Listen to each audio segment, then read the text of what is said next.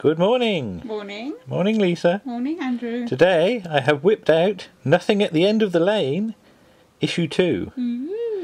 This is from 2005, I think, and is one of my favourite sort of fan publications ever, which is their archive special, which is all about Doctor Who film and videotape. So, yes. Why is it called Nothing at the End of the Lane, you may ask? Well, if you get this issue, they talk about one of the very early documents, which is Doctor Who general notes on background and approach. And one bit reads, the discovery of the old man and investigation of his machine would occupy most of the first episode, which is called Nothing at the End of the Lane. So there we are. Martha Catt is very interested in this. So you might see a head in a minute. But yeah, edited by Richard Bignall and Robert Franks, and a huge list of contributors, people who helped in one way or another, some of whom we occasionally talk to online and are very helpful. But there we are. But we've got David Howe's Transcendental Toy Box book, which I don't think we've got, have we? No, I don't think we have. Which is a guide to merchandise, and here's a proposed format document for it. The great thing about this magazine is that it just has so much in the way of documentation to support the articles. I mean, the articles themselves are fantastic, but it's all the little memos and bits and pieces, because I always say, you know, sort of Doctor Who research, especially years ago, was full of stuff people had heard, wasn't it? And it's only later that I think people learnt to go and look at the original documentation, which tended to change a few things, didn't it? What we thought we knew wasn't necessarily the truth. There's a Radio Times bit for the Time Warrior. And I just, as I said before, I just about remember John Pertwee's last season. But here's one of my favourite bits. It's John Cura, the telesnaps man, and lots of background detail. BBC memos. There's a good one coming up in a minute. But yeah, there's a telesnap. The photograph is of Alan Wheatley. There you go. But now where are we then? Yes. When the Oxford boat sank this year, the newspapers found he had the only pictures of it and bought them from him. They therefore asked him if he had any from last Sunday's controversial play, Apples in Eden, which contained negligee scenes and the transparency effect, only to find that he had taken none. Cecil Madden, programme organiser to head of copyright, November 1951. Negligee scenes, Lisa. Negligee scenes. Dear me. And there's a list that goes down the side about telesnaps. Do they exist? So, production file for Planet of Giants. £5, 2 shillings and sixpence for 2 sets of telesnaps. But yes, in a recent television programme, I was surprised to see that the BBC allowed Kenneth Horne and Richard Murdoch to smash a cathode ray tube by cracking it with a hammer. This would result in a violent implosion with severe and possibly tragic results. Cathode ray tubes should be treated with the greatest respect and the disposal left to experts. Right. Here's some books by John Cura. Correcting television picture faults. And here are some TV sets. There we go. Telesnaps, or at least photos from the Daleks.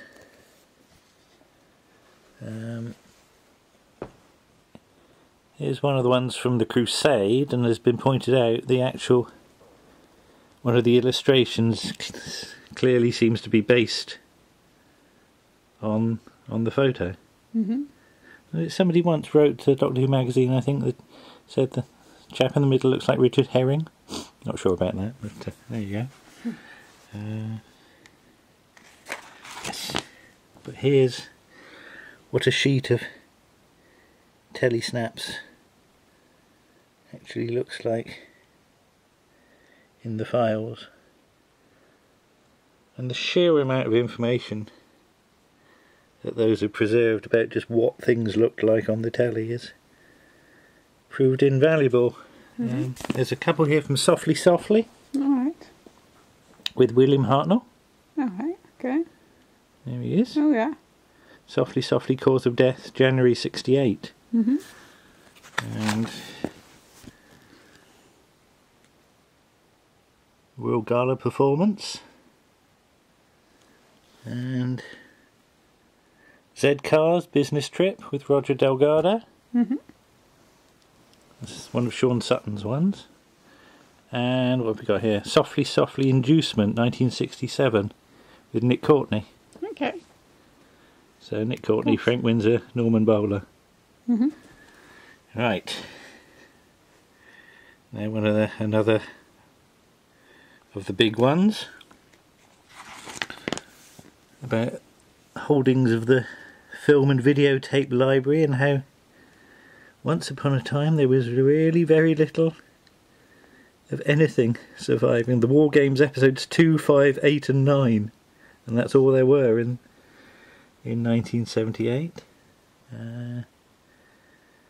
Arabic versions of things. So I remember, was it 1978 for the 15th anniversary? They had a little piece on Nationwide, and they had I think it was an Arabic clip from Edge of Destruction. I think it's episode 2 possibly. And I have heard some, is it Dalek Invasion of Earth? I think Arabic Daleks and things like that. There's the lion. Okay. With a bit of projector damage in the top corner. That one was a right old bugger to clean up, wasn't it? Not that I did it, but... oh, here's some... there's some film sequences. Film can for Fury from the Deep, episode 6. Just the label, I'm afraid.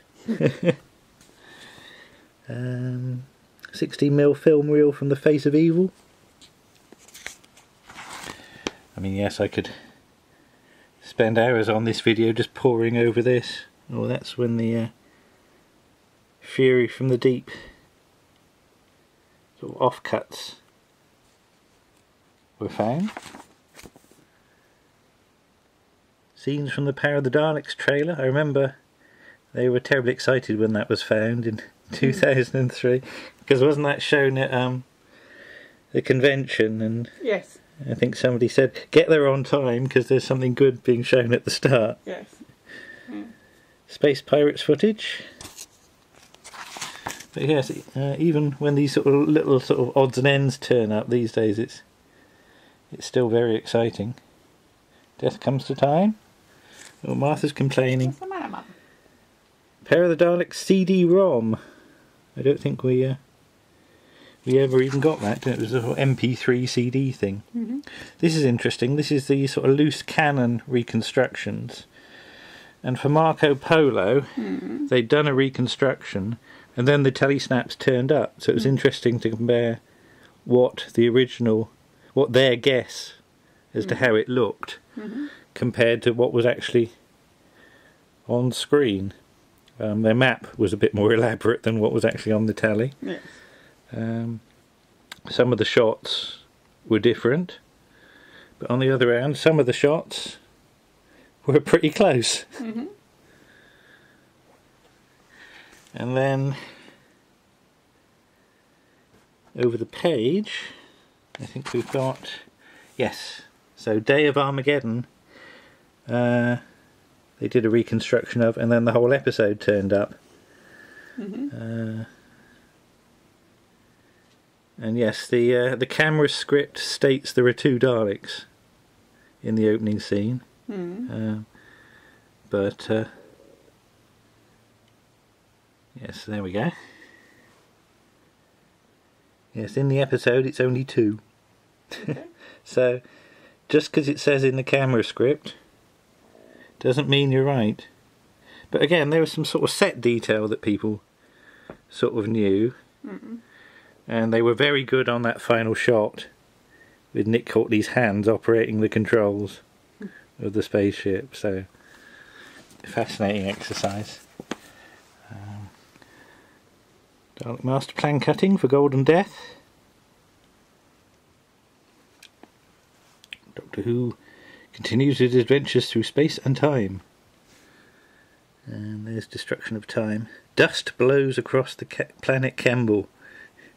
What, for 25 minutes? It doesn't make it sound as exciting as it is.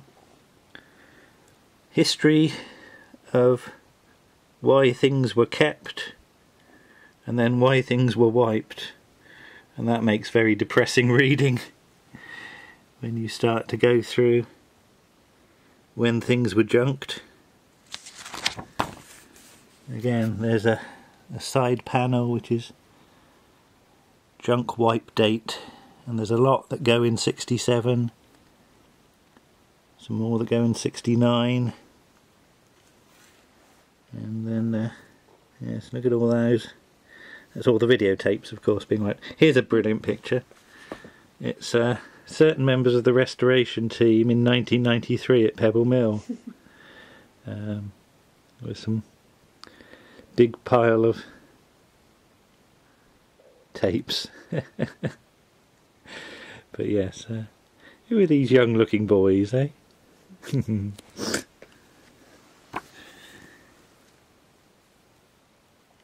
Oh dear, look at all that stuff. Oh look, it's the Web of Fear and the Enemy of the World. Yeah, lots and lots of stuff. Oh dear, there's a videotape being wiped. Going, gone. But yes, as you can see, Andrew Pixley writing here and doing his usual meticulous job. I never had that issue of Doctor Who magazine. That was the special which had the guide to the archives in it. Because I used to get it on subscription from my sort of paper shop in Cranbourne, and they never really sort of realised that there were specials, so you had to go and get those. Film library documents. So Power of the Daleks episode 6. What have we got there? Wheel in Space. And yeah, this is one of the things I sort of tweeted the other day. Letter to the Doctor Who Appreciation Society saying we regret to inform you that all master material relating to Doctor Who and the Chumblies has been destroyed, so you can't have it to show at your convention, I'm afraid. And that was 1978. Hey ho.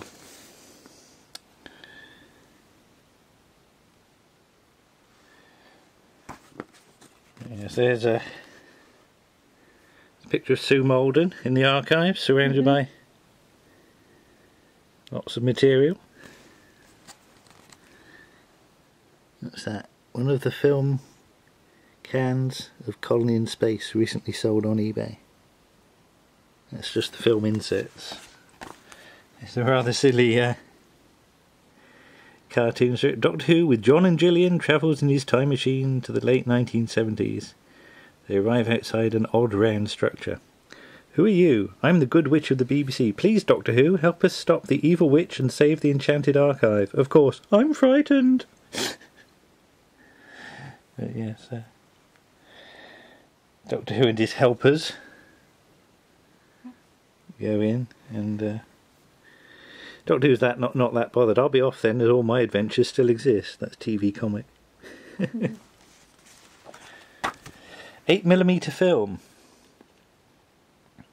And there's more 8mm film to do with Doctor Who knocking around than perhaps I might have realised at the time. There are releases of the Peter Cushing movies on 8mm film, but then there's things like Carol Ann Ford's home movie footage of Dalek invasion of Earth. Sadly, it's been sort of double exposed, so it's not entirely clear what's going on in some of it, but yeah, the smugglers stuff, Evil of the Daleks, Abdominal Snowmen, Fury from the Deep, Demons, Demons Again, Sharda, Leisure Hive, Full Circle, and there's the Sea Devils, there's the chap with his film camera, and of course that footage is on the DVD. Mm-hmm. Here's an interesting one. Sontaran Experiment. Man with cine camera. Okay. Nobody, to my knowledge, has yet been able to track that down. And then of course there's the off-air stuff. And again there's some fascinating material there that survived. Photo from the Web of Fear. Photo from Fury from the Deep. And thing about American to British conversion using a video camera pointed at the telly. I never saw Doctor Who in what they call flicker vision, but I did have a couple of episodes of Come Back Mrs. Noah that somebody had recorded in America. I think Simon had them stuck on the end of tapes, and it used to say at the end, this programme was supplied by Friends of Iowa Public Broadcasting. And I always thought, if that's what the Friends supplied, what would the enemies send to them? Yeah, so complete holdings for season 4, including all the clips and things. But again, proof that, you know, what a difference a few years make. Enemy of the World, here we go. Does not exist, does not exist, does not exist, does not exist. Web of Fear. Only episode 1. Plus some clips. And of course the Fury from the Deep stuff as well. There's all the listings there. So the Crotons is interesting. Like episode 4 recovered from the BFI.